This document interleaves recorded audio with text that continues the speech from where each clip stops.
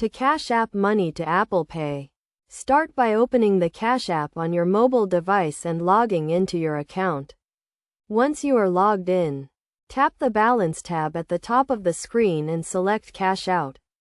Choose the amount of money you want to transfer to Apple Pay and select the standard deposit speed, which is free and takes 1 to 3 business days, or the instant deposit speed, which costs a small fee and is instant. Next, select Apple Pay as the transfer method and link your Apple Pay account to your Cash App account. You will be prompted to enter your Apple ID and password to authenticate the connection. After linking your accounts, confirm the transfer details and tap the Cash Out button to initiate the transfer.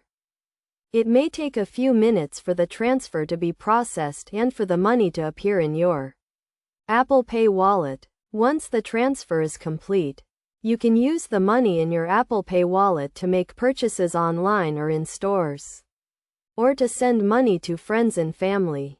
To ensure a smooth transfer, make sure you have the latest version of the Cash App and that your Apple Pay account is set up and verified. Also, be aware of any transfer limits or fees that may apply to your accounts.